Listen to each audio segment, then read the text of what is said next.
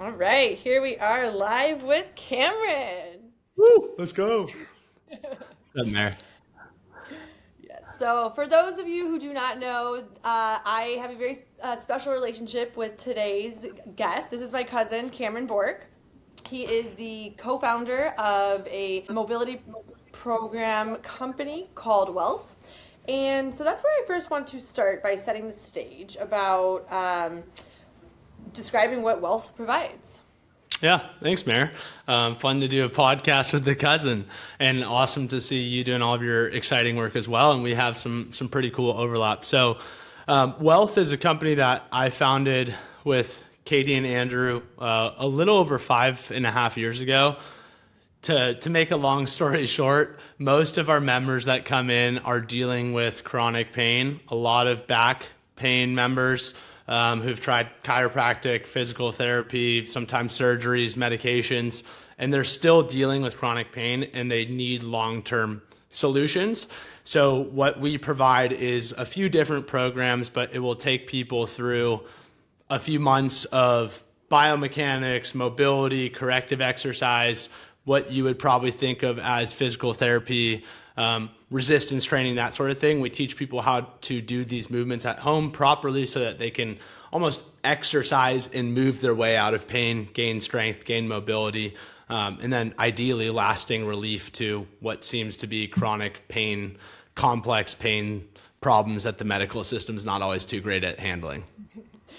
Right. And so it was interesting. We were, you and I were having a conversation back in January, and I was kind of walking you through how I was going to begin a 8-week mobility program. And I was strategizing with you about, all my clients are in some sort of pain. And that's why they're reaching out to me, because something is just not clicking. And I was bouncing some ideas off of you, should I make this a body part or a joint or a part, and then as we were talking, we kind of realized that most people are experiencing limitations in joints for several different reasons, but due to our lifestyle, predominantly. So with that, what I'm trying to say is that a lot of people could use this information, and it doesn't have to be specific to just your back pain or just your, ankle mobility. It's really the full picture.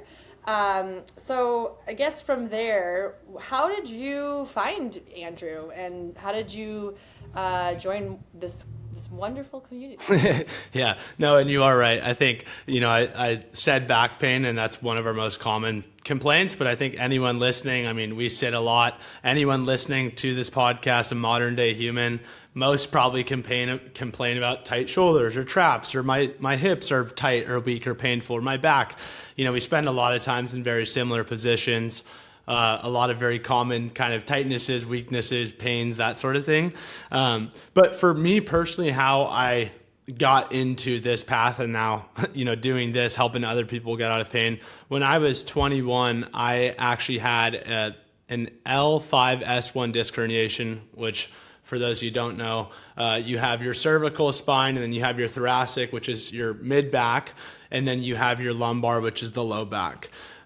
So I had a herniated disc in the low back, categorized as the 5S1, which is the lowest disc.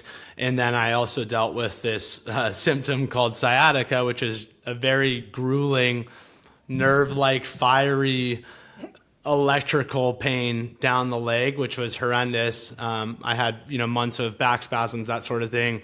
I tried to go to chiropractor, physical therapist, coaches, trainers, people that I knew and respected, because I'd been lifting for a while as well, to try to help me out with this new foreign injury that I had that I had never heard of at the time.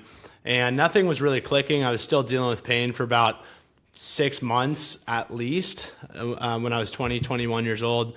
And I had a very, and we'll probably talk a lot about this in the podcast, but I had a very discouraging path with chiropractors and physical therapists that didn't give me any answers to my pain. And then one day I stumbled upon my current co-founder, Andrew, on Instagram. And at that time, he was sharing his story of how he overcame the same injury that I had, and was back to lifting weights, and supposedly was selling this program to teach you how to learn how to move and rehab this thing from home. So fortunately, my mom bought the program. I don't even remember probably what she thought about the program at that time, but I was like, Mom, I really need this. And at that time, we had already spent a few $1,000s on adjustments and physical therapy and stuff like that to no avail. So fortunately, mom came in clutch, bought the program, but I was so serious about the program, and within a few months I was out of pain. And at the time I was studying engineering. I was a junior in college, thought I was going to go into the engineering path. And it was one of those experiences that was so powerful to me, where I had gone from pretty much being bedbound for months and kind of having to readjust my lifestyle, wondering if I was going to ever get out of pain, to getting out of pain, seeing other people in the program do that. And I thought that was the coolest thing in the world. So I wanted to go work for Andrew after school, which I did. Worked for him at his past company for a few years. And then during COVID, we branched off. Some stuff happened at the past company that, probably don't have time to jump into, but so then we started Wealth in 2020, and we've been doing that ever since. Yeah. So you talked about all these injuries that you had in 2017. So now it's 2026, 10 years later. And what is your current workout program? When doctors first told you you would never be able to lift again, so what are you doing now, and what have you sustained for the last 5 years pain-free? Oh my gosh. Yeah, it's kind of wild. To go from almost a decade ago to really, I didn't believe it in my heart. Like it didn't make sense to me, but it still sucks to be told you shouldn't squat or deadlift, or your back is, genetically messed up. And, that these are things that the chiropractor is telling me, oh, this is genetic and there's not much you can do, and you should probably stop lifting and, book 10 sessions with me. And then when you go back to school, I'm going to hook you up with this chiropractor in Los Angeles as well, and you can see him routinely and he'll take care of you. I was just trying to find answers to getting out of pain. Like, tell me what to do. How do I rehab this thing on my own? And to be told statements like, you're not going to get better, and this is almost effectively like your peak, and then you want to manage that downfall. He said some crazy things. Like, the most ridiculous one that he said was like, he told me, he's like, hey, Cam, you're a handsome young individual. You have enough muscle mass on you. It's not going to get better. So what I would suggest you do is just kind of try to manage the situation that you have. And I was like, that is the most absurd thing. I can't believe I'm paying you to tell me this. But anyways, it was such a bad experience. And I know your initial question is, what are you doing now? So I was just kind of recounting, like, all of those things that I was told did not end up being true. In fact, an hour ago, I ran 6 miles on the beach. Like, I'm running, I'm lifting, I'm doing pretty much everything. Like, I would say I'm not 100% pain-free, because I don't think that's a reality, but I'd say I'm 99% plus pain-free. I've been able to train very wisely and intensely over the past 9 years with under 1 or 2 hands of days inhibited by pain, 0 sciatica, just kind of regular things here and there that, have flared up, and, you push the body, stuff will happen. Stuff can happen. Injuries can happen. They're pretty common, but I think the idea that people need to suffer with debilitating pain, I think almost always is not necessarily true for the long run. Right.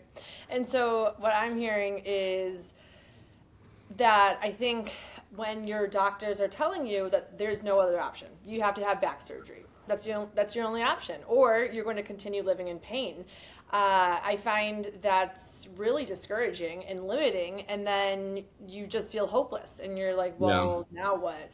I have to start a new program or a new medication or a new, something new to try to fix something, versus taking it all the way back to the basics and starting over with a good foundation. And I think that's what Wealth provides is, this focus on joints and mobility and activation and retraining the body, basically from the ground up, because we look at the body like a kinetic chain. So we need to start at the ankles. And if the ankles aren't moving well and the knees aren't, it's every joint is stacked. And so if you don't even have that foundation of how to lift with proper form, how to move more throughout the day, all of these things are related. And I think in today's day, 2026, we want everything quick and now.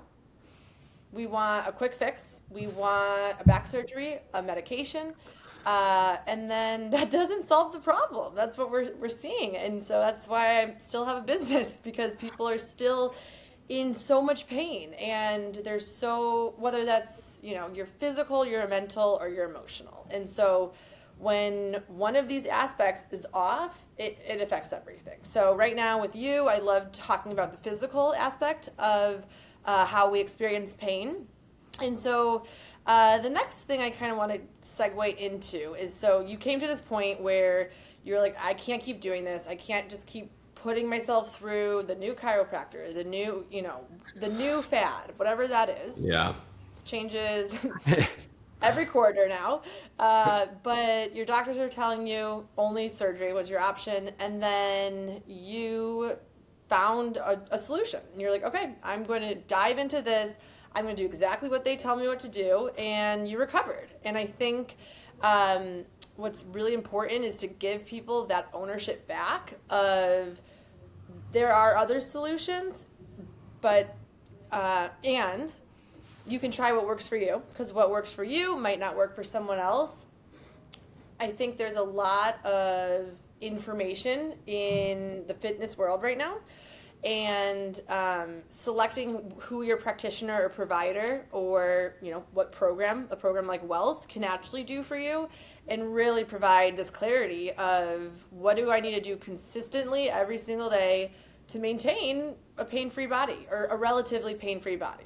So from the recovery, or why don't you speak a little bit about what your program plan, the Limitless program, what does that provide the individual? Yeah.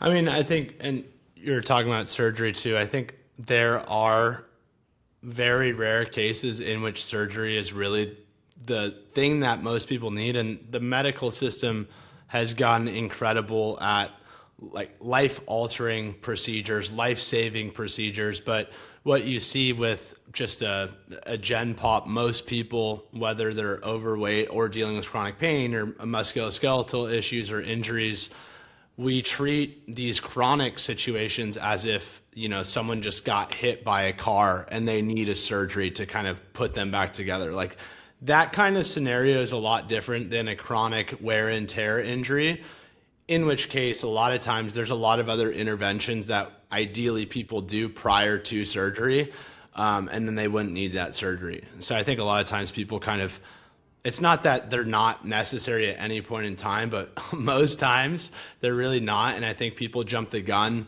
on specific treatments because, as you said, I think they have this illusion or belief in their mind that there is going to be a quick fix. And I think a lot of times they realize that it's not what they thought it was going to be. Like, you know, we have a lot of members who come in and join our program because they're trying to avoid surgery, and they've been told, hey, you need surgery. They do the program, heal. They never needed it.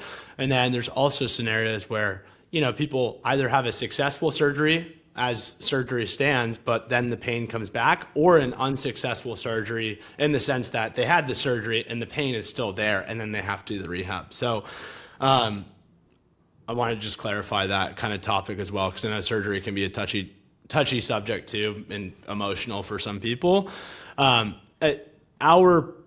Your question was like, what does our program offer? Mm-hmm. Like, what would it actually look like if you're, you know, day one, I'm signing up for Yeah. this program, what do I do now? Yeah, I mean, so I think you had a few good points there as well. Just, you know, talking about going back to the basics and how if your ankles and your feet are off, then other stuff within the kinetic chain or the body can be off. So I'd say, you know, first and foremost, identifying like who the program would be for. Obviously, again, we have a lot of people come in with back, hip, shoulder injuries, but just in general, our philosophy, while we deal with those types of people first and foremost, just because I think they also kind of resonate with our story, my story and Andrew's, of course, and Katie's, you know, they see that commonality. Like, our program would really be incredible for people with just knee pain or just shoulder pain, because our program will walk people through not only each in every individual joint, so the shoulder and the elbow and the hip and the knee and the ones within the back. Those are all really important, but I think what happens is people get conditioned to, when they have pain or tightness within the body, they get conditioned to just looking at that joint or just that area of the body. A lot of people are like, oh, my hips, I have hip pain, or I have hip tightness, or I have back pain, I have back tightness. And then they're just like, so what are the 5 or 10 back or hip exercises I need to do? And those are great. However, the rest of the body interacts with that body part as well. And I think people don't understand that there are other body parts that always contribute to pain or tightness or weakness within other body parts. So our approach is to not only stack on individual joint strength, mobility within every part of the body, but then also kind of start to layer on lower limb, upper limb, and then you kind of start to progress to full body. So if you're coming in with just back pain, you're also going to work on your breathing. You're going to work on your feet and your knees, and you're going to identify, hey, how can I make everything within my body move as best as possible to allow my back to heal and to kind of distribute force and strength throughout the body. It's maybe a little bit oversimplistic, but what is it? Like your body or your chain's only as strong as the weakest link, right? You hear people say that. That statement, probably a little bit oversimplified, but I think it can kind of help you understand that. Like sometimes something breaks and it's not just that one part, and then there's another like saying where the pain is, the problem isn't. Like, okay, sometimes that is true. You can have back pain, but then you can have issues coming from other parts as well. So it's just really important to work on that stuff. Yeah. Yeah, and I think it's interesting when I have conversations, every day with my clients. It's always a reoccurring theme that I'm seeing, and when I talk with other fitness professionals, we're talking the same language. And so, what I try and lead is with my clients is, like you're saying, bringing it back down to the basics. Are you hydrating? Probably not. No. Probably not. Are you sleeping? Are you prioritizing sleep? Probably not. Are you moving every day outside for a minimum of, depending on who you are, what your goals are you just like getting outside without technology? Probably not. And so, movement and mobility is one thing. There's 6 other pillars of health that if you're not prioritizing slowing down each day and doing breath work and meditating, I'm sure your cortisol levels are through the roof, so that when you get that blood test back, now you're completely overwhelmed by all these different results from what your doctor just told you, and you don't even know what to do with it. And then now you're on a 3rd blood pressure medication and it's like, but it's not even working. So that's where, and this is not to say that I am not a doctor. And so I always refer back to, this needs to be a discussion with your doctor. And have you tried a different approach of, instead of taking all these vitamins, what if you got them naturally through your food? Or what if you spent more time outside in the sun, optimizing, let's keep it basic. Get outside. Go in the sun. That's all you have to do. And I think what's really cool for me is I have 14 active clients right now, and so these are things that I'm encouraging every single day. I'm having the same repeating conversations with all my clients, and it's really cool to see when they start to do something and they're like, hey, like, I got a walking pad, so I walk every day, even if it's 20 degrees outside. Like, a little small adjustment like that, like scroll on your TikTok on your walking pad every morning instead of just sitting on your couch. Yeah. It's really, really just fine-tuning little things.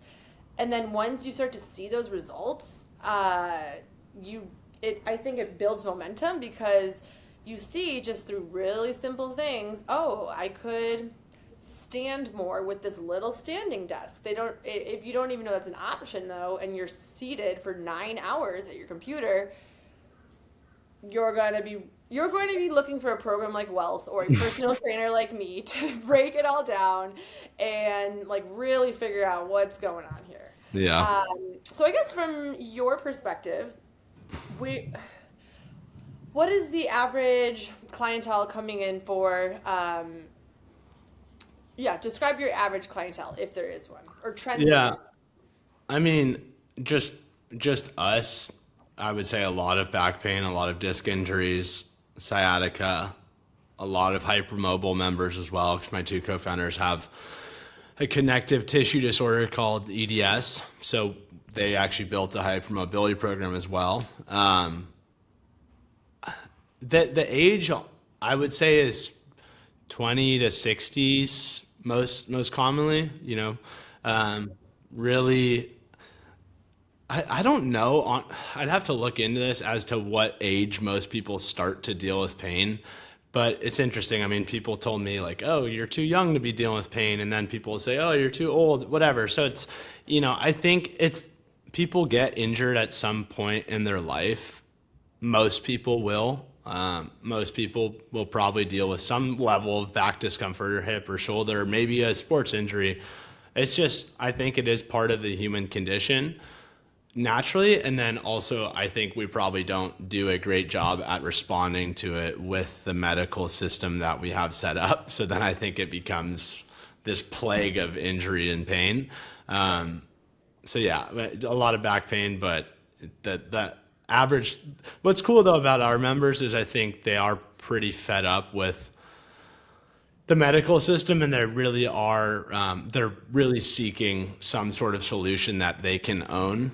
I think pain relief via medication, you almost kind of rent that in a way, and then the efficacy for a lot of people kind of starts to wane off. Same thing with constant massages or constant adjustments or acupuncture. It's almost like if it keeps coming back, you're renting that relief. I think people are tired of that, and they want to actually feel good and strong on a day-to-day basis.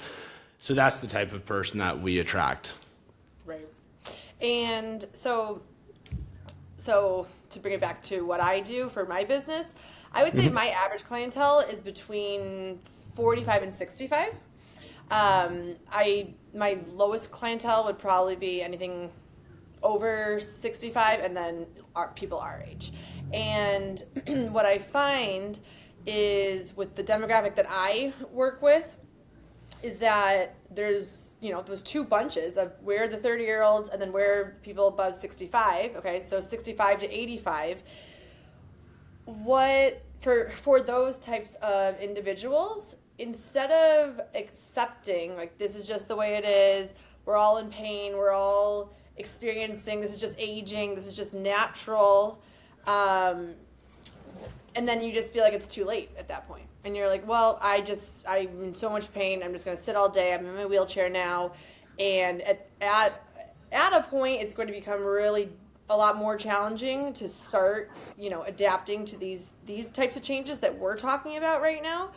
And so, from a longevity perspective, I think, like you said, oh, you're too young to be in pain, or you're too young to be, it's like, no, the time is now for everyone to start. It's not, oh, I'll start next month, I'll start I'll start after the surgery. It's like, no, start today. Why are we waiting? Time is going to keep going on, and then, it just compounds.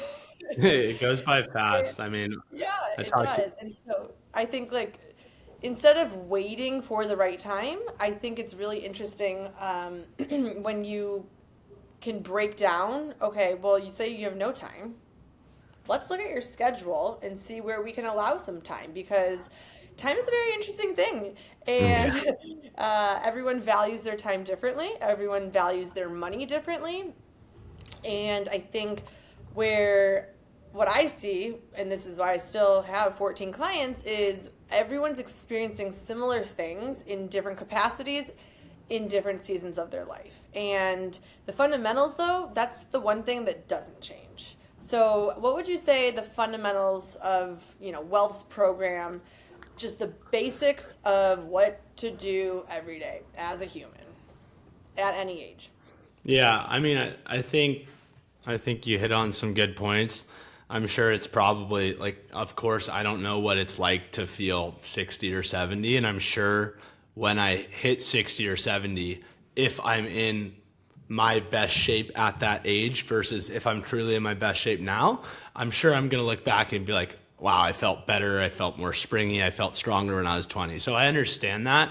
But I do think that a lot of people accept this is just the way it is and I'm just getting old. And it's like, no, I think what's happening for a lot of people is they're getting older, but what it is, of course, there's a biological aging thing, but then what happens is, no, it's just time multiplied by your lifestyle that has not been great and you haven't interjected that. And then, yes, I'm just getting older and I haven't been living a very healthy life. And this is the result of how I feel. So I think, unfortunately, a lot of people kind of accept that and shoot themselves in the foot. But I think just to work backwards with what we try to work on, because our eldest member is 76. And then I just had a 16-year-old who had back surgery sign up for the program. So, I mean, we're talking about 60 years difference. And it's interesting too, because we do work with so many people in pain. Some of our members in their 50s and 60s actually have more strength than some of our members in their teens or 20s based off of how much pain they're having. So it is kind of cool to see that equalizer in a sense, where pain can be so humbling and someone at 50 or 60 or 70 can be moving better than someone who's in their teens because they are so limited by their pain. So I think what that speaks to as well is, no matter where you're at, there is something that you can do. And I think it has to start with the mindset of the belief that I'm not too far gone and there is something that I can do and I should try to get better each and every day, whatever better is for me. But better might just be like better at 70 than I was yesterday, or better at 20 than I was yesterday, rather than comparing yourself and being like, well, I'm not 20 anymore, so I can't get better. It's like, that doesn't really do you any good. So I think that mindset has to precede some sort of movement routine or whatever that is. I know we're talking more so about movement. We do offer nutrition coaching. That's a whole, obviously, other subject. Sleep is a whole other subject. Prayer, religion, mindset, that's a whole other subject. But our basic movement stuff, I mean, ideally, we're trying to get people to do our program or move a few times a week. Doing mobility is such a buzzword too, but doing some mobility, some resistance training as well for bone density and muscle mass and that sort of thing as you age. Everyone's going to be different, but I do think, getting some cardiovascular training in, some mobility, some strength training, like I would ideally like to say those are non-negotiables, but I also love working out 10 to 15 hours a week. Yes. But I think what you're touching on is, yes, we have a lot more energy. I'm 30, I'll be 31 in 2 weeks. Let's go. So I have a lot more energy than someone that's perimenopausal, and you're 65 and you don't have the energy anymore or the mobility that I have. And so it's interesting. Sometimes, I do mobility every single day, and I'm on the ground right now. I'm off the ground. I'm on the ground with clients. I'm off the ground. I'm up, down, up, down. And so my body feels great because I'm so able and capable of doing these movements because I do them every day. And that's just part of my job. So that's not how the average person experiences things. So I'm fully aware of that. And one doesn't have to do what I do to feel better. And you don't have to be a personal trainer. You don't have to be, you can work at a computer for 9 hours a day, and there are still solutions that are very simple that can be implemented to start to work on the lower back pain, the hips, whatever, simple stretching, simple mobility exercises, like you said. How would you describe mobility? Because this is something I run into, where a mobility program that is designed by an educated practitioner, whoever Yeah. that may be, how does a mobility program that's actually targeted towards a goal differ from, maybe going to just like a random yoga class once a week? Or do you get that still same type of support at the group fitness class of just yoga Yeah. once a week? Or That's a really good question. So I think I would probably start with defining what mobility isn't, because I think there is this idea that, in my mind, what I think mobility is not is like laying on a foam roller with very little intensity, stretching, looking at your phone with very little focus or intensity, getting a massage, getting an adjustment, because I think a lot of times people say, oh, I did mobility, and that was them just rolling on a foam roller or stretching for a few minutes or using a massage ball to stretch something out. And then they get some temporary relief, and then the muscles loosen up, and then they're like, oh, I've mobilized my body. And then they jump straight into their strength training session. Like, oh, I did my mobility, and then that does not actually cause adaptation to the body. So the way that I look at mobility would be your body's ability to access specific ranges of motion for a joint or your body for a specific task that you need or that you want to do. So like, I have the mobility to get my hip in this position to squat, or I have the shoulder mobility to get it overhead to swim. So mobility can be, I guess, an objective lens, but also the way that I would look at it is, what kind of mobility do you need in your life to perform your task, whether it be pick up your kids, do your sport, and then you got to kind of assess like how those joints move and how they need to move, and how do you bridge that gap to freely, strongly express that range of motion in that task. And then to actually improve your mobility, I think the big thing that people are missing out on is, like, they'll say, oh, I went to yoga or I just stretched. Mobility is almost like strength training for joints, and it needs some level of intensity to create an adaptation so that your joints can express that new range of motion. Maybe a little bit more geeky than like the average person cares to understand, but I think maybe sometimes I think it's easier to say what it's not, but then getting into what that is, I think some people might struggle with that unless they actually do like a legit mobility course, because I don't think most people have ever actually trained true mobility. It should be almost just as difficult, or it can feel just as difficult as your traditional lifts. right. So the way that I break it down, because like you're saying, it's very confusing. Yeah, it's a buzzword. And People think that's it's a great question. I flexibility. need to think about that more too. Yeah, so people think it's just flexibility, Mm-hmm. or but they're actually, when we train mobility, there's structure and there's a reason and there's intention. And so the way that I describe mobility is, it's the ability for your body to go through the range of motion that it was designed to do freely. Mm-hmm. And given our lifestyle, given all of the things we've talked about, we can lose that mobility if we don't train it, and it can be retrained safely. Right. And so when you talk about intensity, I'll touch on that a little bit more. So ways that we can increase intensity is not just using weight per se, but we have multiple tools to go through. So let's take the shoulder joint, for example. If you just had a rotator cuff, tear or surgery or anything in your shoulder, you can become restricted in the motions that your shoulder is supposed to go through. Your shoulder should be able to press overhead. Your shoulder should be able to externally rotate. Your shoulder should internally rotate. So your shoulder can do all of these things. And then when we experience pain, we just stop because it hurts. And so you're like, oh, well, I can't put my suitcase onto the airplane because it hurts. So I'm just not going to do it. I'll have someone else do it for me, and then we don't go through that range of motion.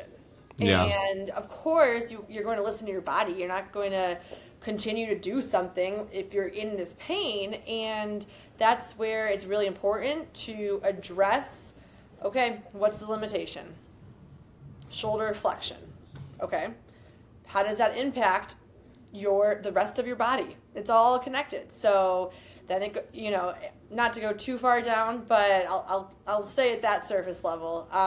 That when we are in pain and we just choose to ignore it, we're actually continuing to create more pain and issues in the future. And so I think where wealth comes in hand, and where the mobility program that I am working on is having like this this courage to address it, because it might be uncomfortable, it might be taboo, you might think it's I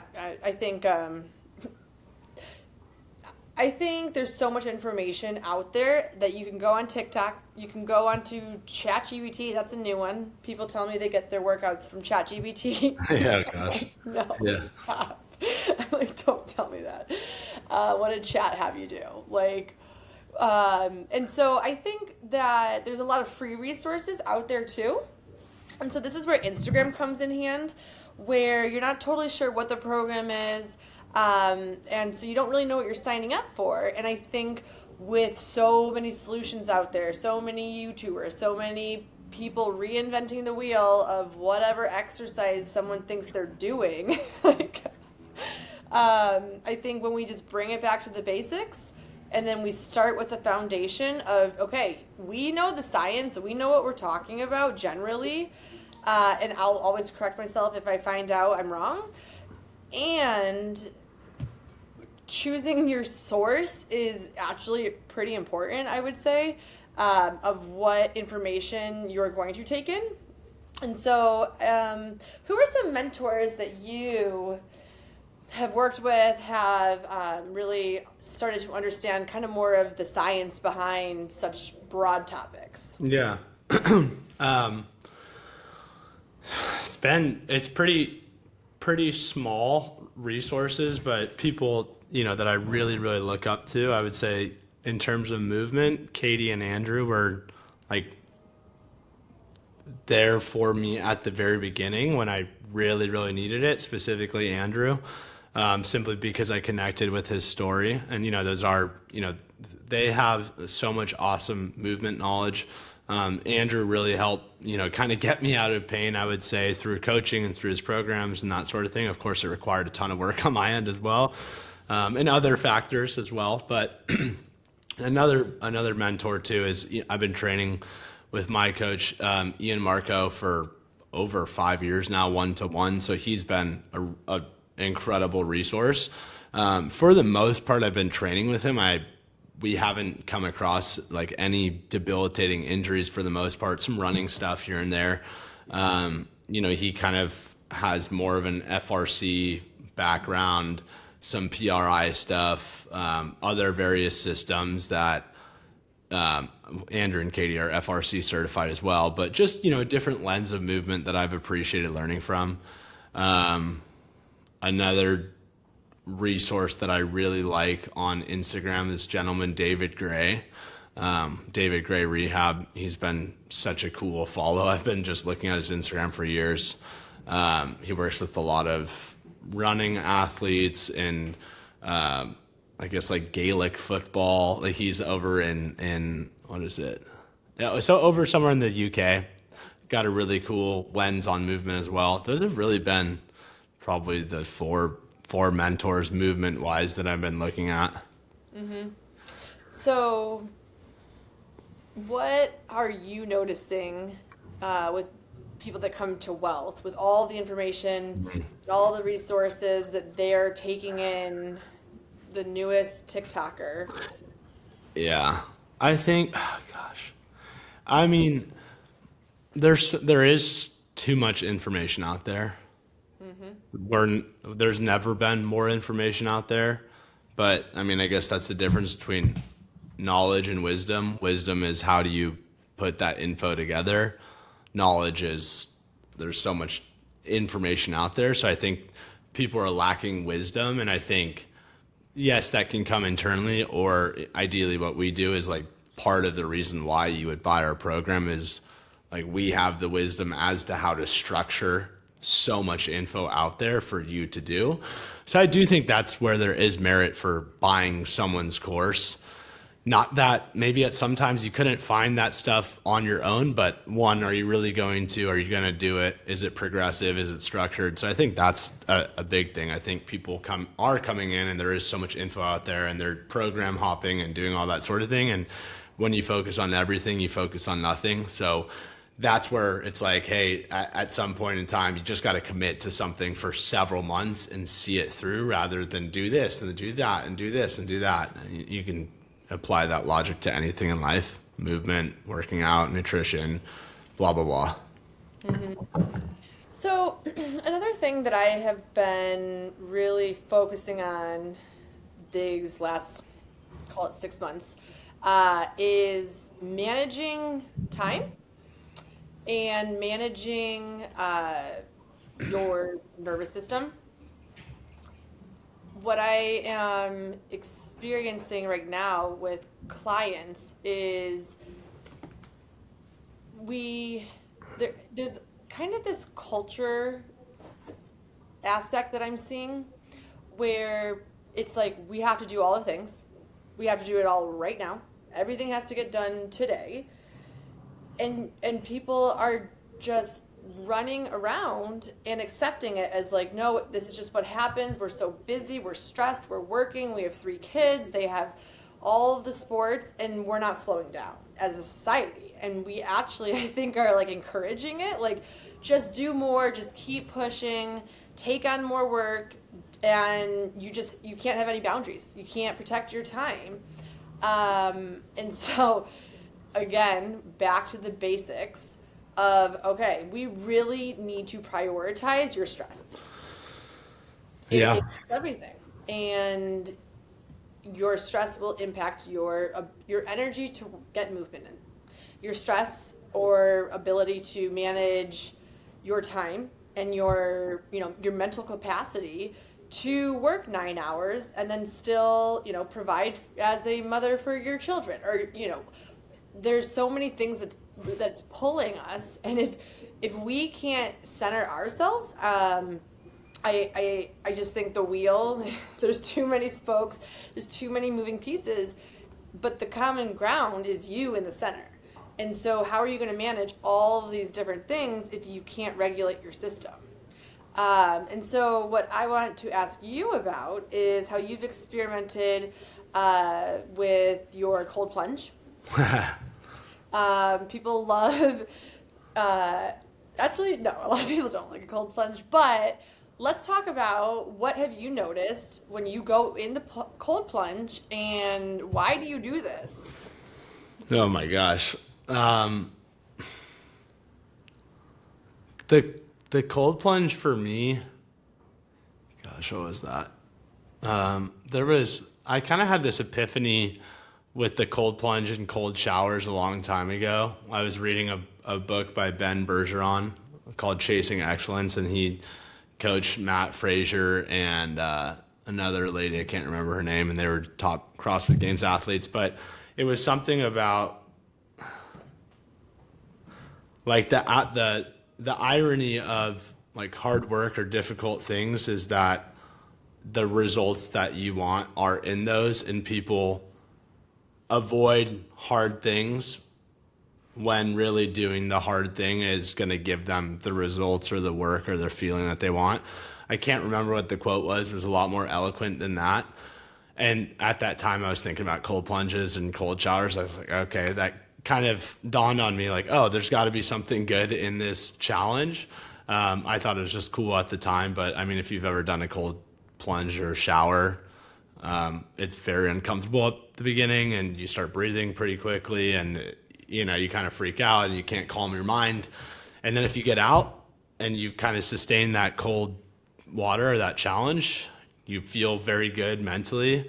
And then also too, what I liked about it was just achieving just a little daily win, a little like, I didn't want to do it, and because I didn't want to do it, I did it. And I think that can build discipline, and it can build clarity and kind of numb some of those undisciplined voices that come to you. But again, I think sometimes, again, just like anything, stuff gets overhyped, and there's plenty of people who do cold plunges all the time, and then the rest of their day looks like crap and they're not disciplined. So it's not automatically going to make you a better person, but if you're thinking about it properly, I think it can help with recovery, and it's just another piece of the puzzle that's kind of fun. So, what I like about this conversation that we're having right now is it's kind of this identity shift of, feeling so overwhelmed, feeling like there's so many things that need to get done. There's so much noise in our culture, and if we just allow it to take it all in, everything's going to fall apart. And I think when we make very simple shifts, you start to gain your time back, and you start to gain your ability to regulate your nervous system. You gain the awareness of, how am I feeling today right now? Like in this moment, what does my body need? What does my mind need? What's happening in my body? And if we don't have this awareness of all these different signals that are going on in our brain, things can become very dysregulating, and then we're rushing through life. We're rushing through the workout, or we're not warming up. We're not doing mobility. We're not moving in line with where we're trying to get. And I think that's what's really fascinating, is once we can start to realign like the very basics, things start to become clear. It's not overnight, but once we can just start to understand, why is my body responding this way? Why am I sensing this physical pain, or this mental pain, or this emotional pain? Like, what are these barriers that I can't get through? And so where I'm going with this is you've known me my whole life. What? How old are you? 2 years younger? I turned 30 in August. All right, so we're one just year a little, apart. yeah, a little younger. So you saw where I was 10 years ago. So 10 years ago, for those who don't know, there were a lot of really similar aspects of who I am today. And there's also a lot of things that it's unrecognizable. Like, people don't believe me. They're like, no, you weren't 185 pounds. And I'm like, no, I was. Like, let me show you. And I think where you and I are kind of seeing this symmetry, yeah. Yeah. Is that, 10 years ago, you were in all this back pain. You were told surgery was the only option. You're going to be feeling this for the rest of your life. And you're like, no, like this just doesn't feel right. This can't be the end all be all. And you had this drive in you to feel better. And you're like, I'm going to do whatever it takes. I don't want to be told I can't do something. I want to feel good again. And so you owned this aspect of pain.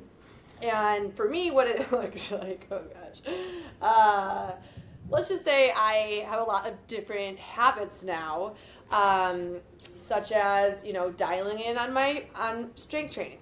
Dialing in on exercise, dialing in on nutrition. Those are the two things that I really relate to clients with now. Is what did I do? Well, a lot. I did a lot of work to get to where I am.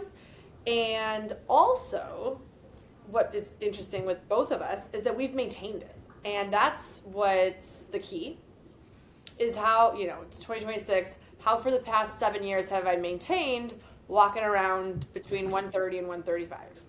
Because I haven't really changed much in the last 6 years. I just have my foundations, and they come naturally to me. It's just what I do. It's my lifestyle. It's not a diet. It's not a crazy fad, whatever. It's just consistency. And so for you, I guess from a pain perspective, what are the consistent 3 habits that you think are kind of like low ticket items, but really make the biggest difference? Just start with 3. In terms of just like day to day, or so I would say how you got yourself through the exercise that you were doing before, you got Yeah. yourself into this, all this pain from herniated discs and sciatica. You're still doing what you did 10 years ago, but you're also Hmm. doing things differently Hmm. and maintaining them. Yeah. I think, I mean, I could talk specifically about top three things for movement or top three things for mindset. Why don't you do mindset? We've been doing a lot of movement. Let's touch on that. Yeah. Um, I guess off because I know I was thinking about this too. Like, how did I consistently get better? How do people consistently get better when you're thinking about pain or injury? Yeah, we can take away the movement because then you say for movement. I think when you're in the context of injury and saying that it is a difficult situation, because some people struggle a little bit more than others, but with a difficult injury or a difficult situation, which mine definitely was, where mentally, physically, emotionally it hurts, you're dealing with potentially fear, lack of encouragement, am I going to get better, uncertainty. I think accepting that the process, the challenge that you're about to overcome might take longer than you want it to, and you need to be patient. I think that can be helpful, easier said than done. One thing that was helpful for me as I was going through this program and process, but rehabbing, because it took several months and pain physically hurt and also mentally hurt, it was helpful for me to shift my perspective and actually practice gratitude every day. I grew up going to church every Sunday, and that was like a core tenet. And grew up praying, and that is something that I've thought a lot about with the injury, but I won't talk too much about that. But I think a lot of people, whether religious or not, can resonate with gratitude. But I think why gratitude is so important when you're going through an injury is it can help you focus on the good of the situation that you're dealing with. Like, hey, my back really hurts today, but I'm grateful that I was able to sit today and yesterday I wasn't, or I'm grateful that I was able to do this and I wasn't. So I think you're really trying to look at silver linings, not seeing the glass half empty but full, changing your perspective and seeing a potential more hopeful and optimistic future moving forward, as opposed to focusing on the negative, because there are and can feel like a lot of negatives with any sort of injury, especially if you've been dealing with it for so long. You can think like, oh, I don't get to do my activities anymore. I don't get to pick up my kids. I don't get to play in the rec sports league I used to. Like, life is so crappy, and it can feel like that at times with physical pain and injury or anything. But I think reorienting your mindset is helpful. And the last thing that was helpful for me actually was being of service to others while going through hardship. And that was something that Andrew was pretty big on at his past company. When bought the program, he would give us coaching, and we'd send in movement videos and he'd analyze our form. But one thing too that I did not expect to actually be helpful to me was he told us to encourage other people who were going through similar injuries or hardships, to encourage them as they were going through the program as well. And what I realized with that was, maybe if I was a week or 2 weeks or a month ahead healing and feeling a little bit better, but I wasn't where I wanted to be, if I would help someone else out in that situation, it took my personal suffering and sometimes numbed it, or it gave it more reason and motivation. Like, hey, I'm going through this hardship and it's not just about me, but I can help someone else go through that and feel good about it. So gratitude, servitude, those were actually really helpful for me. And then, just like a positive growth mindset. And then, yeah, I could talk too many other things, but yeah, that comes to mind. Yeah, so I think what's interesting is the power of community, especially when trying to change, because inherently we hate change. We do. Our body likes predictability. Our mind likes consistency. Our mind does not like to change. It's hard. It's really hard. And so when we are trying to change an aspect of our life, we can't just change everything all at once and then expect this, oh yeah, I was 185 and now I'm 130. How did I do this? Well, it wasn't overnight. It was years. And now it's just the basics of consistency. And so I think when we want to change an aspect of our life, whether that's, in a marriage, in a friendship, in a boundary with work, in a whatever the change is, it needs to be gradual. And that's not always what's kind of discussed. I look at different programs, and I think what I've noticed is that, you can have a 4-week program. You can have a 30-day detox. You can have a 12-week program. And where I have found the most success with myself and with other clients in terms of change is when it's a progressive, at least 12-week program. That's 3 months at a bare minimum, depending on what this behavioral change is necessary, because you need the consistency of the reps. So whether that is, people, I've read all these books, oh, it's 10,000 hours. Oh, it's 21 days. Oh, it's yeah. like, who comes up with these statistics? Like, No idea.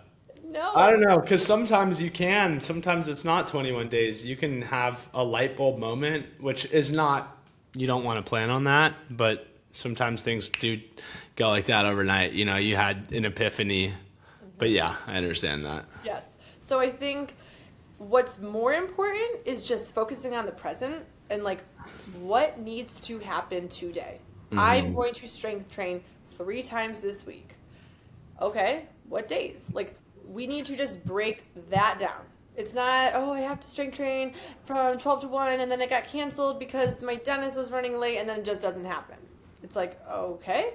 Yeah. Well, if the goal is to do it 3 times a week, we need to set that goal up for success. And so if you are not a morning person and you have to be at work at 8 a.m., can we find a different time for you to work out? Can it be lunchtime? Can it be like, don't set it up for Monday, Wednesday, and Friday. I'm going to wake up at 5:45 and like take on this new thing. If that's not even really what aligns with you, and it's probably actually not going to work.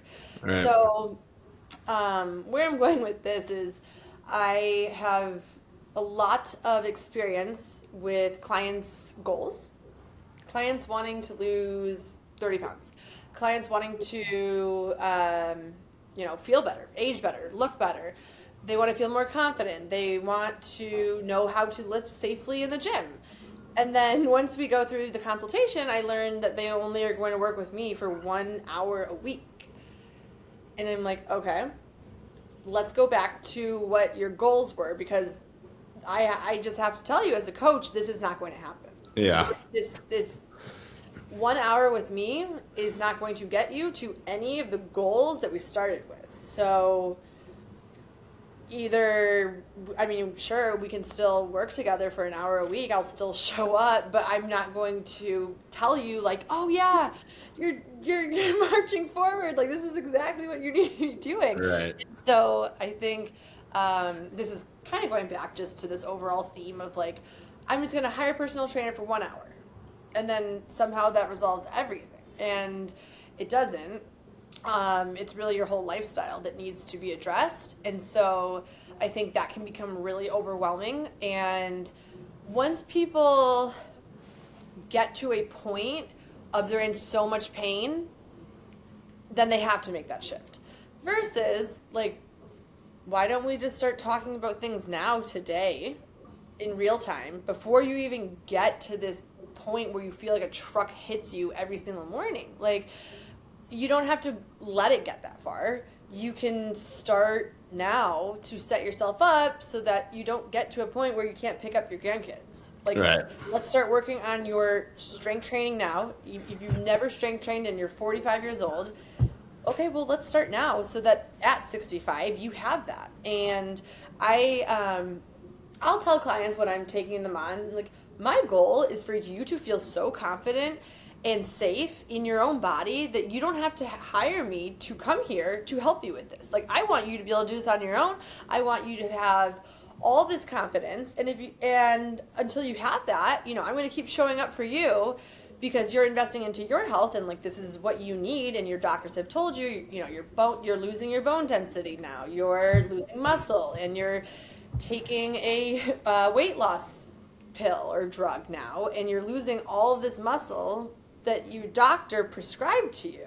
And I think it's going to be really interesting in the coming years what's going to happen to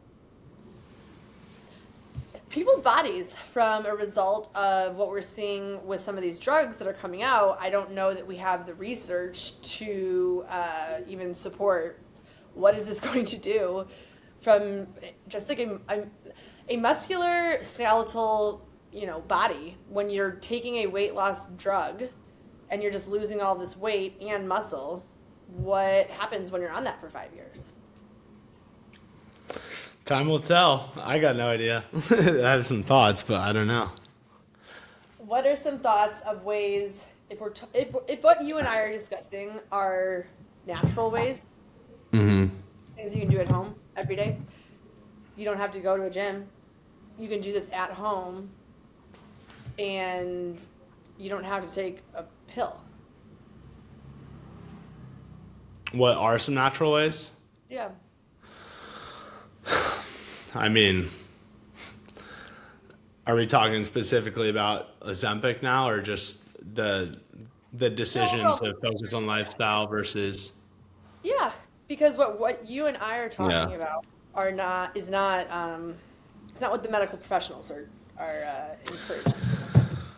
Yeah, I mean, I think personally, my perspective on a lot of the health outcomes, whether it be injury or pain or musculoskeletal or pain or being overweight or obese, I think most, and chronic illness, I think most of the solutions are simple, but it doesn't make them easy. And I think the reason why is simple just means, it's straightforward, I think, but that doesn't make it easy. And I'm sure some people who deal with obesity or being overweight would say it's not simple and it's not easy, and I can empathize with that because, like yourself, I was overweight, and at the time going through it, it didn't necessarily seem simple or easy until it clicked.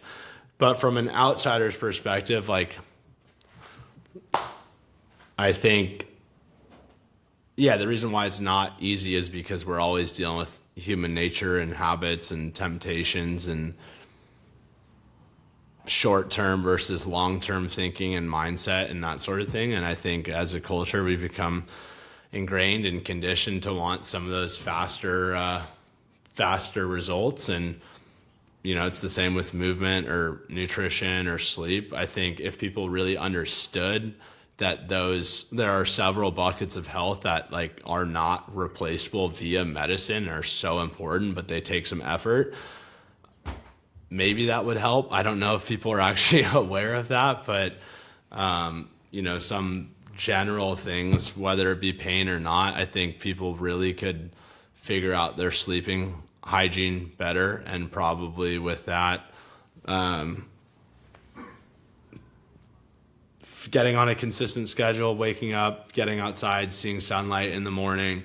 For me, what's been really helpful for getting better sleep is cutting off eating food a few hours before bed, trying to limit screens right before bed as well, which admittedly I'm not very good at.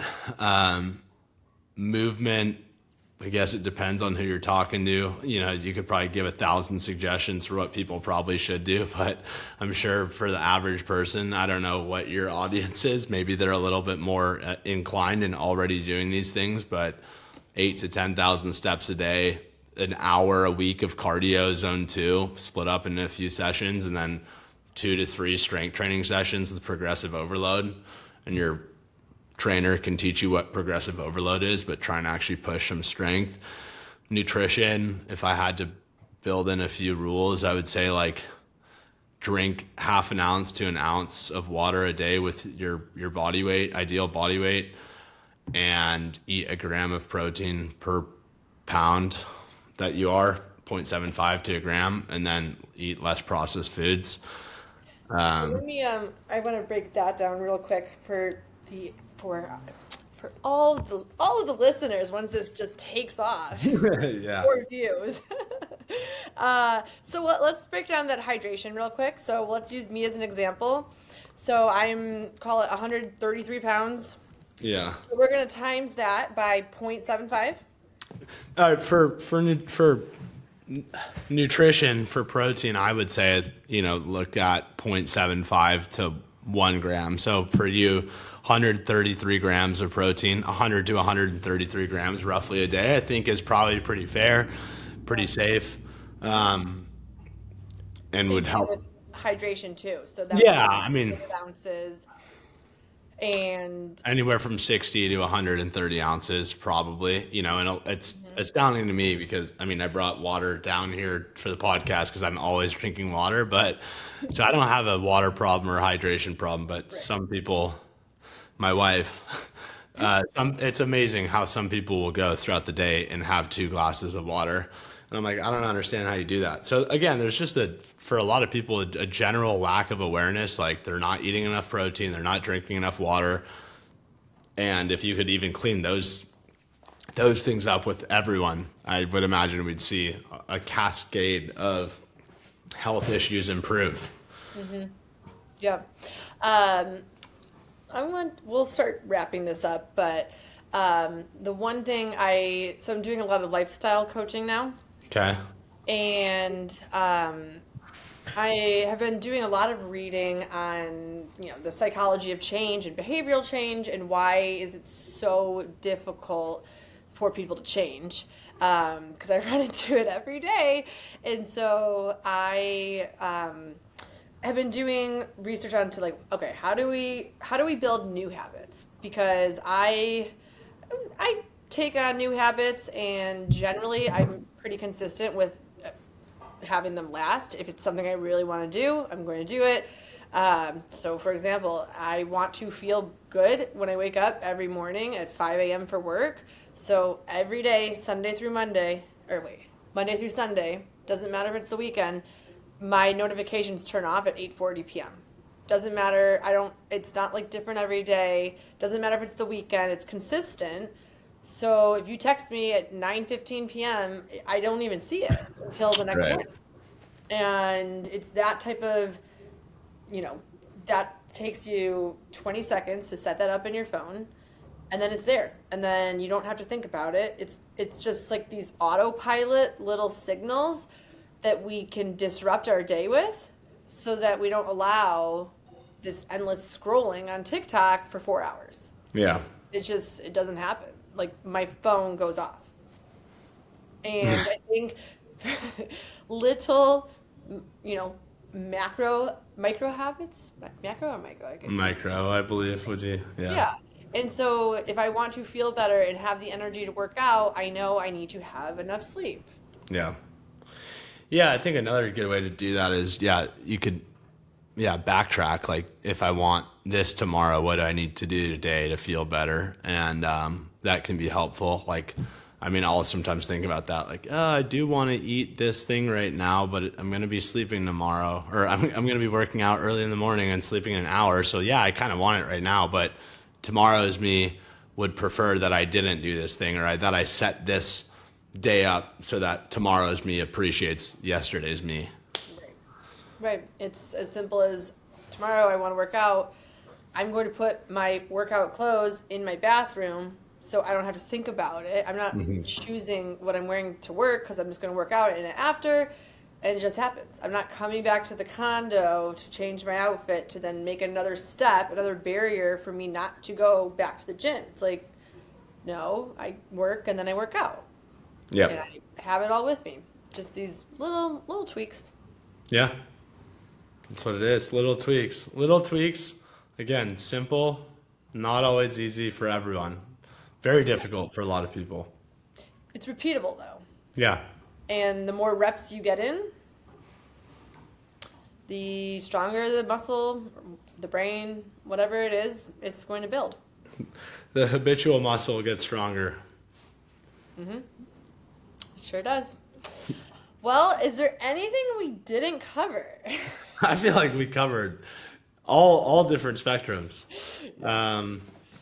No, one thing I was thinking about too, just that was helpful, because I know you were talking initially, and I heard your intro as well. Just, how do you use pain or struggle as a positive experience or a growing experience, or why is that? I think one thing that was helpful for me, it was, you can look at a debilitating injury in my case, or whatever challenge it is, as something that's happening to you or for you. And that was actually something that I really connected with the beginning. And it was, maybe for me, faith in God, but I think for other people, just, sometimes people have this idea, even if they are spiritual or religious or not at all, and they have this idea, the saying, like, everything happens for a reason, and there's a plan out there for you. I think maybe sometimes that's wishful optimism, and sometimes you're just like, I hope there is. But I think in hindsight, when you look back on things, most humans think, like, okay, I dealt with this problem, I got through it, and looking back in time, it all makes sense. And I think we need to remember that that sort of thing happens. And as you're going through a challenge, I think practically speaking, it can just, whether or not you truly believe this, I think practically speaking, if you adopt this for you mindset rather than to you, I think it can make the experience more enjoyable. And again, your reality is based off of what you're seeing and believing and spending time and attention on. So you can spend time and attention on negative things, or you can spend your time and attention on positive things, and that will shape your reality. So if you're going through a tough time, like an injury, and these are things that we coach our members on, like, there are ways to practically make this hardship one of the best things that you can go through, and can be something that you'll be grateful for. So I think if people are going through a tough time, those mindset things, I know people don't always latch on to mindset, and maybe it seems woo-woo, but there's also really cool science as to why that's important for shaping your reality and making a harder thing more manageable, and then building momentum and that sort of thing. Yeah, and I think the one thing I just realized that I didn't dive into, but this is what I'll kind of close with, is Close it.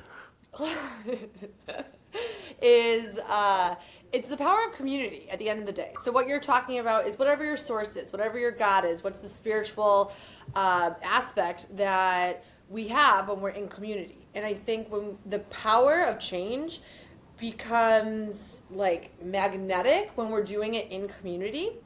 And so whatever that change is, whether you're joining a running club for the marathon training, or you're joining a church for, your spiritual health and well-being, or you're hiring a coach and you're reaching out to a trainer, or to, wealth for a physical pain, whatever that type of community is that you can get yourself in, where others around you are also experiencing something similar, and they're also in that process or have gone through the process, is really powerful. And it's just like this sense of frequency that I feel of, we're all, if we're in a group of people, of like-minded individuals that are all working towards the same goal in a capacity, I think having that type of support